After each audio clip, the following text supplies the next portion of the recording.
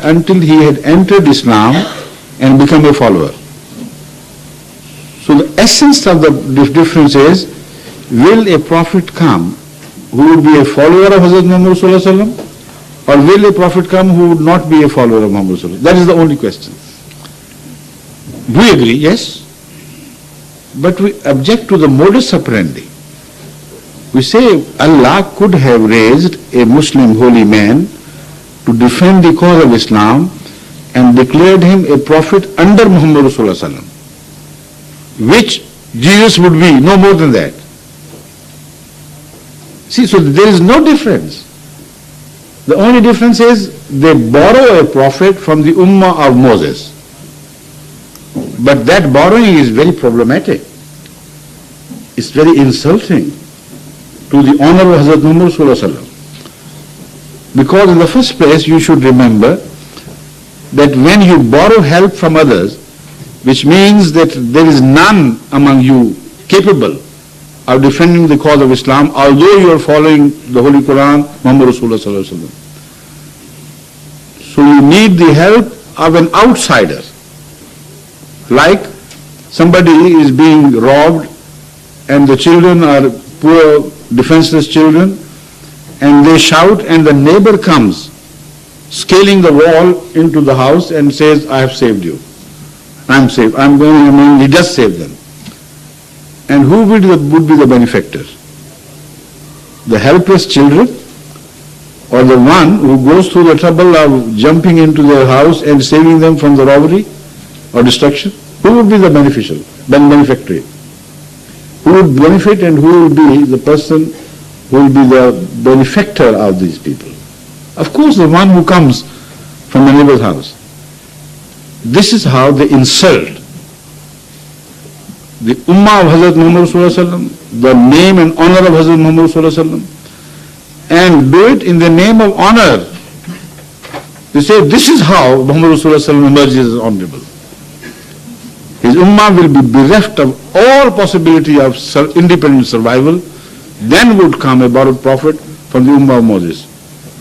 Whose Ummah would be greater? Whose follower would be greater? Simple question. They never address.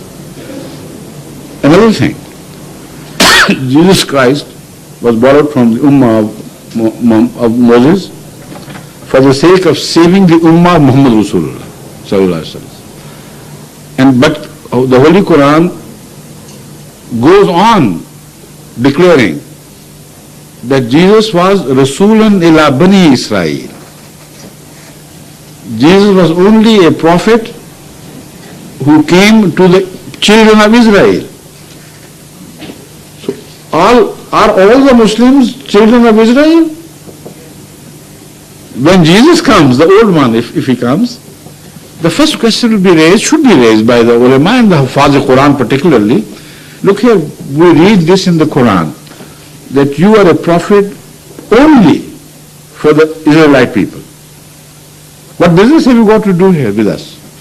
Go back to Israelites. Maybe you better land in Israel rather than in any Muslim country. So these are the problems which are insolvable. They have no answer for this.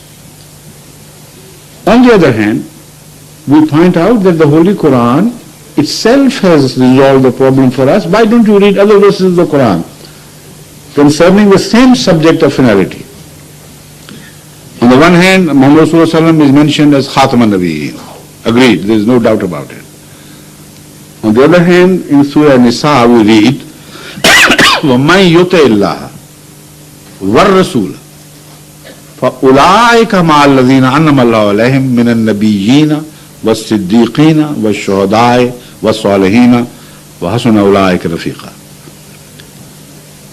مَنْ يُطِعِ اللَّهَ وَالرَّسُولَ.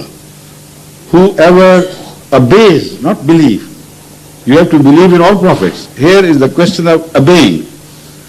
Whoever obeys Allah and His Prophet Muhammad Rasulullah, from now on they will be the only people who will be blessed by God with favors. It stops there, but the verse still continues. It says, sir, what favors? Minan Nabiyina. They will be from among the prophets. Was-Siddiqina, and the righteous people. Was-Shuhadai, and the martyrs. Was-Salihina, and ordinarily good people. These are the 4 rewards granted to the people of Hazrat Muhammad ﷺ if they obey him. These are possible ranks to which they will be raised. So when God had already said it, that my making a prophet out of a perfect follower of Hazrat Muhammad ﷺ is not forbidden despite my declaration that he is Khatam al-Nabiyyin, then who are the Maulvis to object to this and say, no, God couldn't make a prophet out of the Ummah, so he had to borrow it from the Ummah of Moses. So this is the central issue, the only dividing line. The rest is all their noise, they're making noise about Ahmadiyyat, confusing the minds of the people, because simply, the ordinary people in Islam, they don't know how to say prayer, many of them. They don't know how to act righteously, to abstain from dishonesty, etc., but they know that they must love Muhammad ﷺ. That must go to their credit. And they exploit their love by saying another person has come who has robbed Muhammad ﷺ of his honor. When they hear it, they can't understand what is being said. They suddenly, are worked up into high pitch of emotion against Ahmadiyyat and the claimant the founder of the Ahmadiyyat. This is no normal, sensible way. Look at the issue as I have re-explained to you. The difference is not that, what they claim.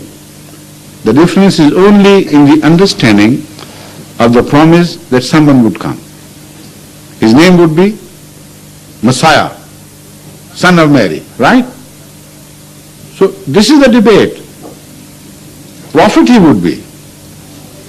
Whatever way you understand the nature and the identity of the promised Messiah, this thing is common to all of us, that he would, whenever he comes, would be a prophet of God. Correct? Now, if we prove from the Holy Quran, clearly, without a shadow of doubt, that old Jesus is dead, the Jesus of Israel, the follower of Moses, is no more, then how would you treat these prophecies? Exactly as Jesus treated the prophecy about Elijah. How similar they are. The Messiah of today and the Messiah of the old. He said, I know it is written in the scriptures that Elijah would come before I come, but he has come in another name, in another form, spiritually fulfilling the prophecy. It was St. John, Hazrat Yahya, who according to Jesus was fulfilled the promise of re-advent of Elijah. So we say, when the Holy Quran categorically declares Jesus to be dead, the only possible option for us left is to treat this prophecy metaphorically and not literally. But as far as the prophethood is concerned, there is no difference. All agree that whoever he is, Jesus, son of Mary, who is to revisit us, whether he revisits us in the spiritual revival, in his qualities and character, or he is to revisit us personally, irrespective of this question, all agree that the promised Messiah would be a prophet of God. See? So the difference about Khatm al-Nubuwwat is all false, cooked up affair. It has nothing, no reality in it.